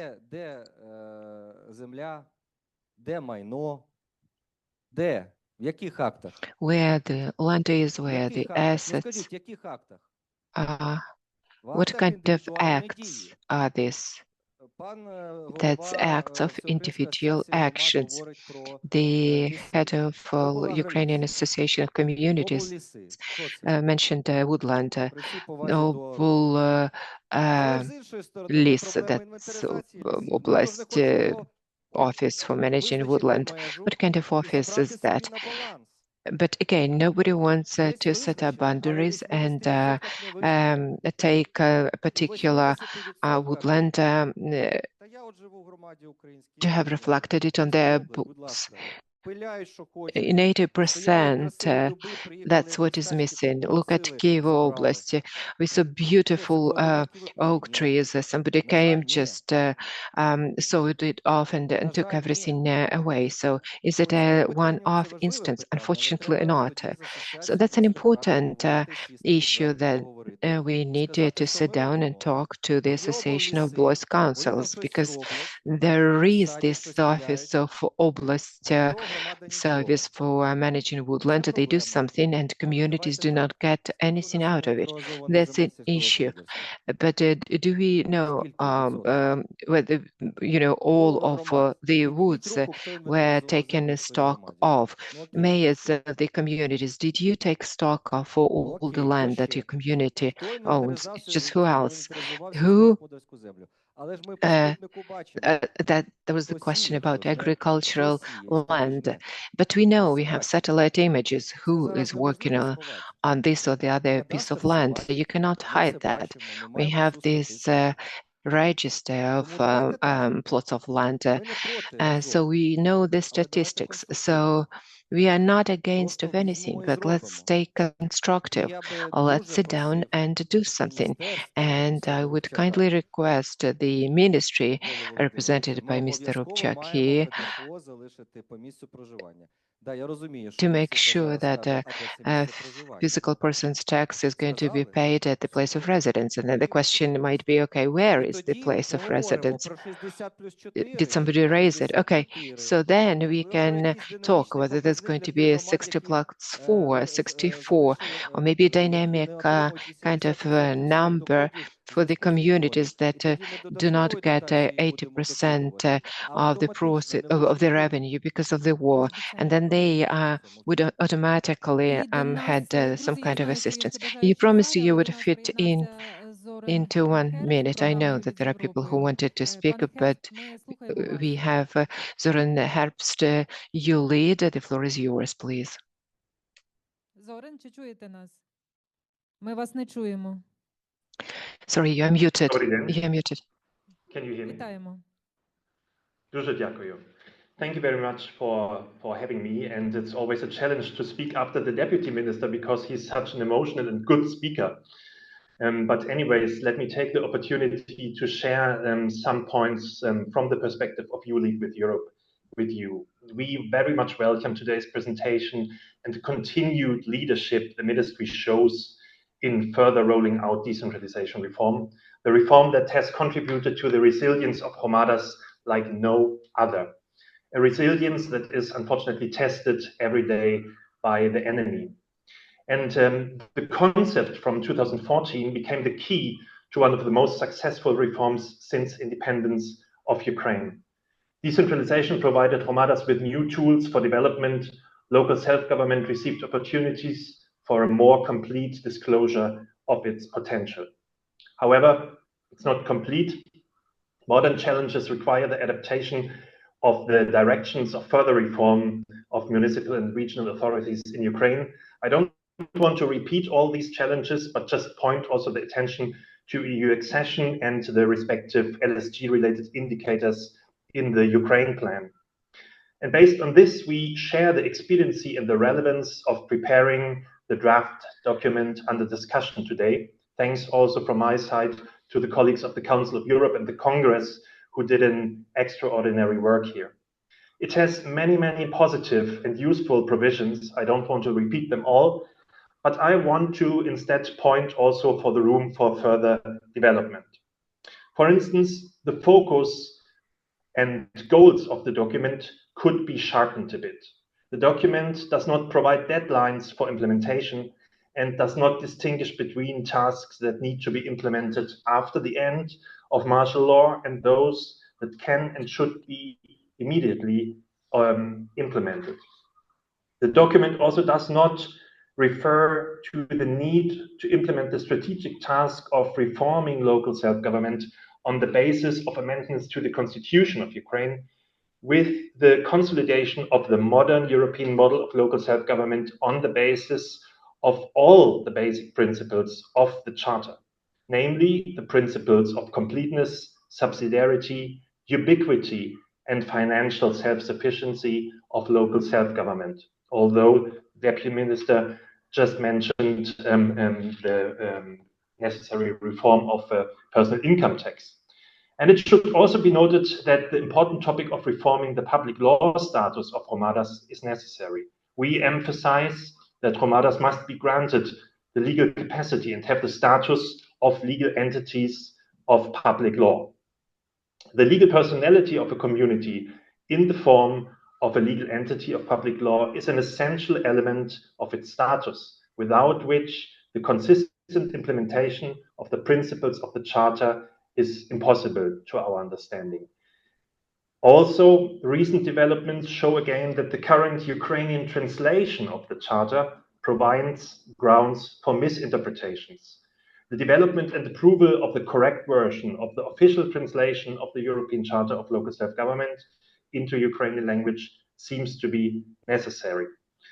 Ladies and gentlemen, friends, we welcome the continued work on the concept, and as ULEAD is supporting your efforts for many years already, let me assure you again our long-lasting commitment and support to you and your work, as we stand here also for the continued friendship and support of our donor countries, of the European Union and the whole Team Europe. Дуже дякую. Thank you very much. Пане Херст, та в вашій особі дякуємо програмі ЮЛІД з Європою за партнерство і за підтримку. І нарешті We appreciate your support, your assistance, and the floor is given now to you. Introduce yourself, but please do not repeat what was said. Mr. Bodnar, Borodyanka community that borders on Russia and Belarus, 120,000 square kilometers, 60 settlements, 15 starostats. Why am I saying it?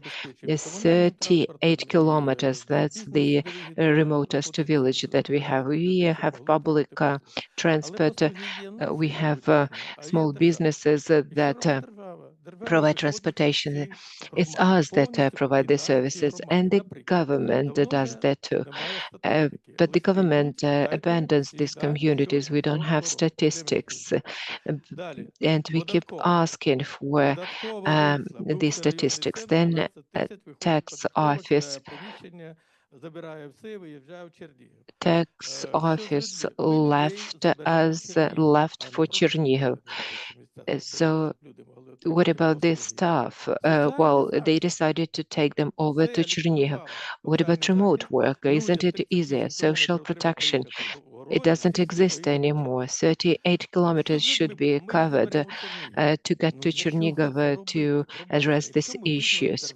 So why do you take staff to Chernihiv if you relocate? If that's the community, then the community should provide all the functions it is supposed to. There should be a bank branch, there should be all other institutions. There are other offices that liquidate this or the other. We should stop this, especially in the communities close to the front line. People don't understand why it is happening, and people want the mayor or the leader of the community to arrange for the transportation to take people over to Chernihiv.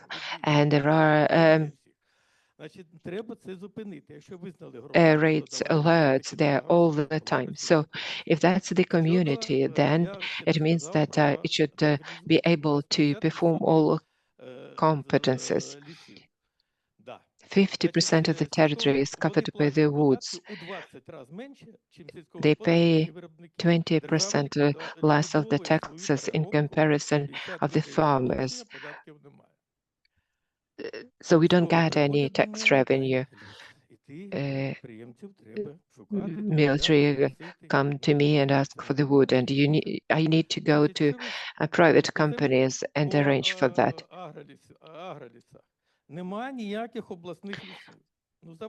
There are no oblast woods. There is a shared ownership of territorial communities. That's our woodlands, and we should make use of it. In Chernihiv Oblast, we have 2 rayons that did not delegate ownership over the woods to Oblast. So the revenue is much higher than the rest of the region. So give it back to the communities. We take stock of that. We'll be responsible for everything happening there. There won't be any stealing there. We keep asking for that for 2 years, just political games. Regarding the land, do you know the way the land was given to us? The land was given to us, but the documents are full of discrepancies. And do you want us to correct all of this given COVID and the war? We cannot do this. Some other examples. We were transferred the land of historic and cultural value, and prosecutor's office takes it back from us because it was wrongly done, and we should cover a legal course. That's just examples that I wanted to quote. We should do something about that because people should understand what is happening. Natalia Petrenko, Anatoly Tkachuk, and then Alexei Ryabukin to recap. Good afternoon. I represent all Ukrainian Association of Amalgamated Communities, and I'm proud of that because we joined it as when I was the leader of the community. I am in charge of military administration. I have some fears as to military administrations in the settlements, their future as what's going to happen to them. I do understand that the reality is changing. I was on the occupied territory when I heard that you would never have elections. I want Ukraine to have elections to be able to elect people who are worthy managing our country. And as to Article 42, I would like to have for further consultations. That's the law on budget, Article 42, as to remains of military administrations and their use.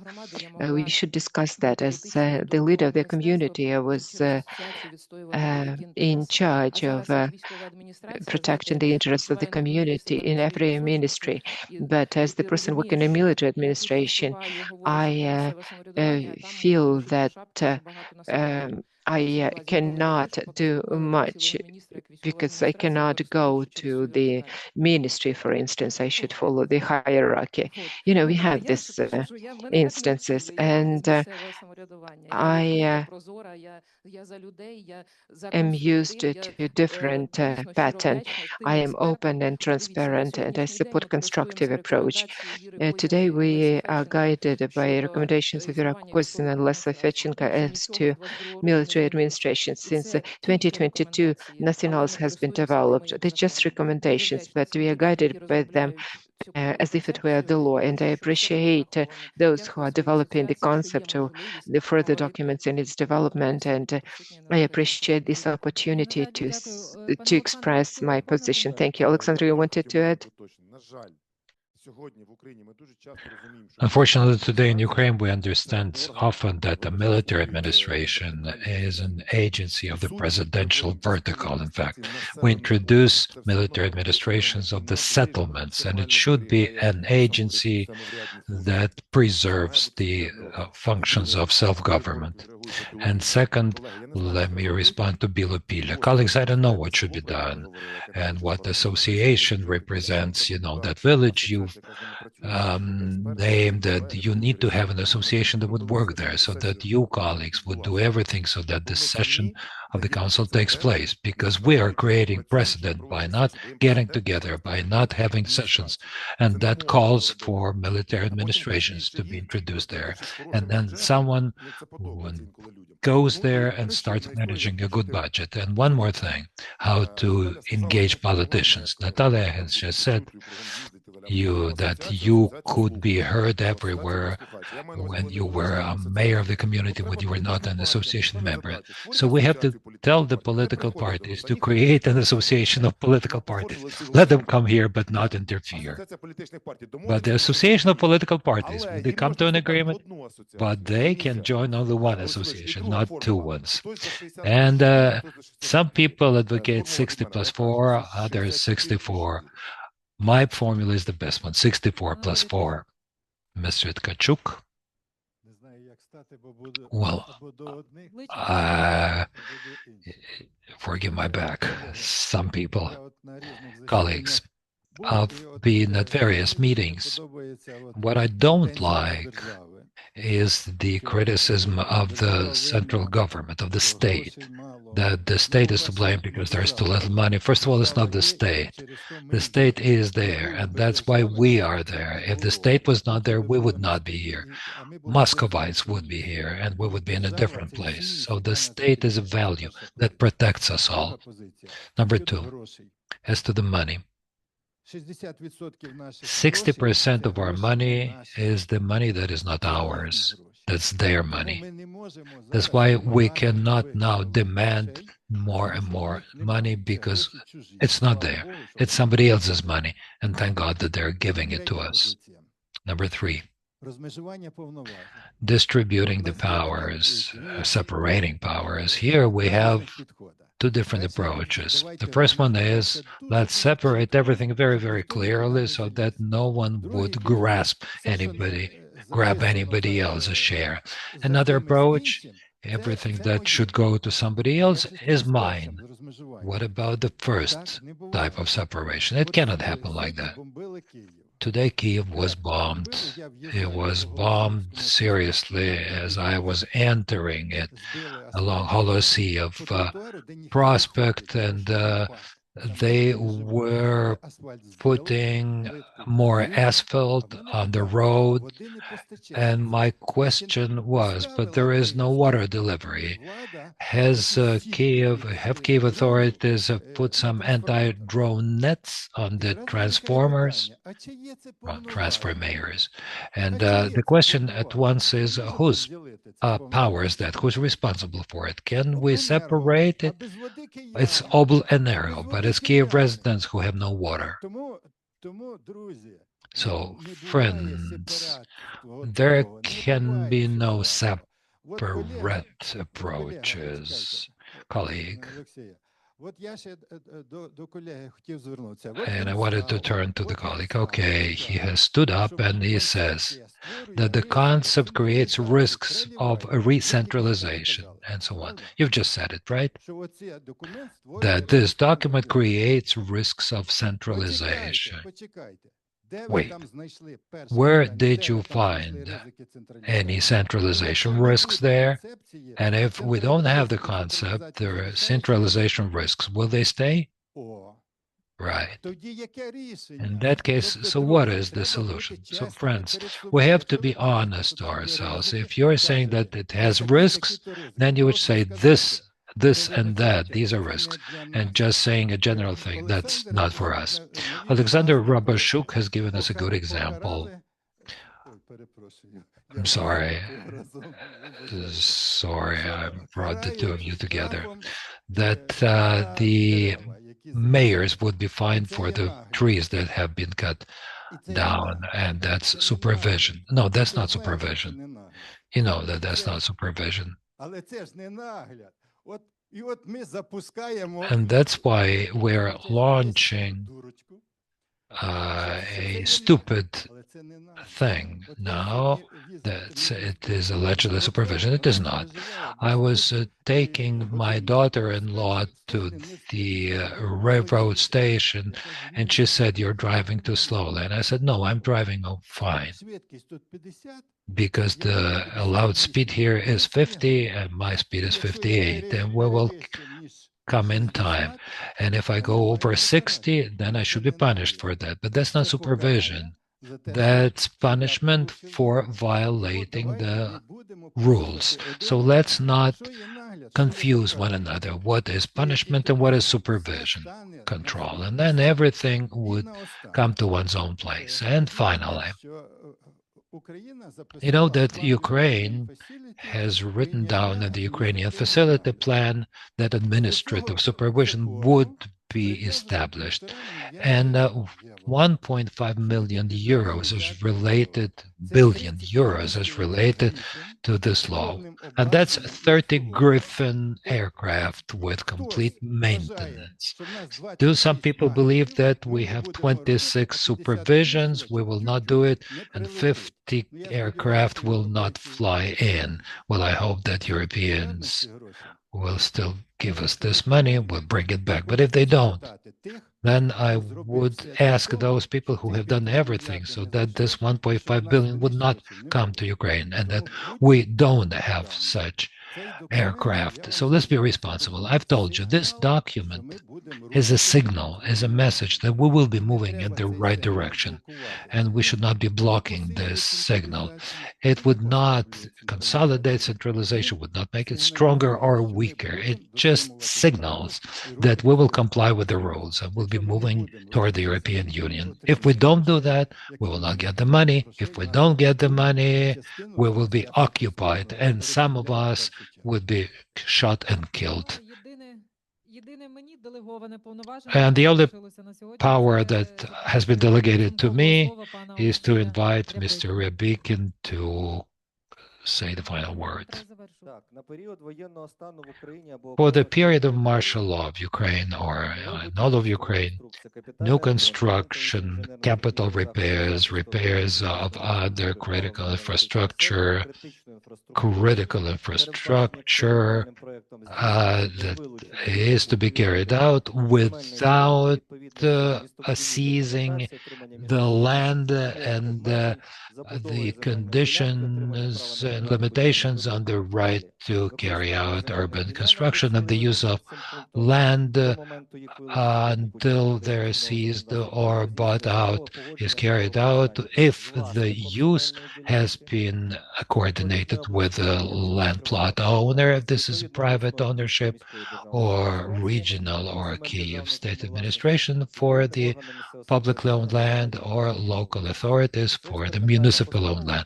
That's an experimental resolution adopted in February of this year, number 142. So as to who can protect our critical infrastructure, when there's a wish, there's a way. Even if the power plants, and two of them were attacked in the city of Kyiv, are privately owned. The war means everyone has to work. Everyone, every person. Because if the boys are defending us over there, it does mean that we can relax here and just pass the buck as to who has responsibility, who does not. The law says it all. You just have to read it. Now, as to the further steps, we will keep working on the action plan. We're starting to do it today. That's a list of very specific steps, and I very much expect that all of you present here, the ones who are online, the ones who want to join us, will join the process. We're always open.